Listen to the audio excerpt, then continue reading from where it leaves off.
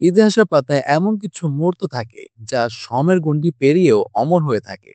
১৯৮৯ সালে এক জুন মাসে চীনের বেইজিং এ এমন এক অভূতপূর্ব ঘটনা ঘটেছিল যা বিশ্বজুড়ে পরিচিত পায় ট্যাঙ্কম্যান নামে। কিন্তু কে ছিলেন এই ব্যক্তি এবং কেন তার এই নীরব প্রতিবাদ আজও গুরুত্বপূর্ণ? ১৯৮৯ সালে চীনের বেইজিং এর তিয়ান আনমেন স্কয়ারে হাজার হাজার ছাত্রছাত্রী ও সাধারণ মানুষের বিক্ষোভে উত্তাল হয়ে ওঠে। তাদের মূল দাবি ছিল গণতন্ত্র, বাক স্বাধীনতা এবং দুর্নীতির অবসান। তৎকালীন কমিউনিস্ট পার্টি নেতা হু ইয়াংবাং এর মৃত্যুর পর শোক জানাতে এই বিক্ষোভের সূচনা হয়, যা দ্রুতই একটি বিশাল গণ আন্দোলনের রূপ নেয়।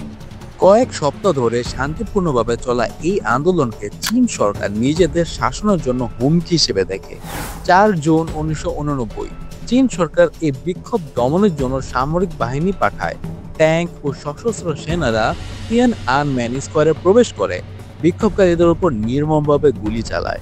এই ঘটনায় শত শত এমনকি হাজার হাজার মানুষ নিহত হয় বলে ধারণা করা হয়, যদিও চীন সরকার নিহতের সঠিক সংখ্যা কখনোই প্রকাশ করেনি। এবং তখন থেকে এই দিনটি তিয়ান আনমেন স্কয়ার গণহত্যা নামে পরিচিত। গণহত্যার পরের দিন ৫ জুন ১৯৮৯ তিয়ান আনমেন স্কয়ার থেকে বের হয়ে আসা সারিবদ্ধ সামরিক ট্যাঙ্কের সামনে হঠাৎ করে একজন সাধারণ ব্যক্তি এসে দাঁড়ায়। তার হাতে ছিল দুটি বাজারের ব্যাগ, পরনে সাদা শার্ট ও কালো প্যান্ট। তিনি নির্ভয়ে ট্যাঙ্কের সামনে দাঁড়িয়ে তাদের পথ আটকে দেন। প্রথম ট্যাঙ্কটি তাকে পাশ কাটিয়ে যাওয়ার চেষ্টা করলেও তিনি বারবার তার অবস্থান পরিবর্তন করে ট্যাঙ্কের পথ আটকে দেন। এক পর্যায়ে তিনি ট্যাঙ্কের উপরে উঠে চালকের সাথে কথা বলেন। এই দৃশ্য বিশ্বজুড়ে কোটি কোটি মানুষকে হতবাক করে দেয়। ট্যাঙ্কম্যানের আসল পরিচয় এবং তার ভাগ্যে সেদিন কি ঘটেছিল তা আজও এক রহস্য। বিভিন্ন সময় তার পরিচয় নিয়ে নানা জল্পনা কল্পনা হয়েছে। ব্রিটিশ পত্রিকা দ্য সানডে এক্সপ্রেস একবার দাবি করেছিল যে তিনি ছিলেন ওয়াং ওয়েলি নামে ১৯ বছর বয়সী একজন ছাত্র। তবে চীন সরকার এই তথ্য অস্বীকার করে এবং এই ঘটনা নিয়ে কোনো তথ্য প্রকাশ করতে কঠোরভাবে নিষেধাজ্ঞা আরোপ করে।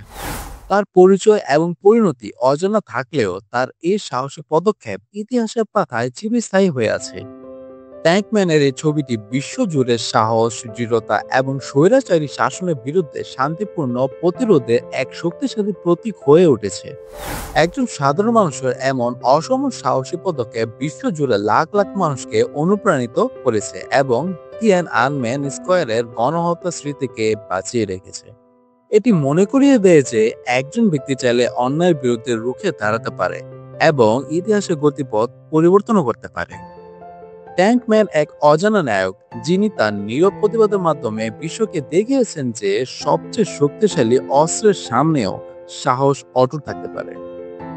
এই ভিডিওটি যদি আপনার ভালো লেগে থাকে তবে লাইক করুন, কমেন্ট করুন এবং চ্যানেলটি সাবস্ক্রাইব করে পাশে থাকুন।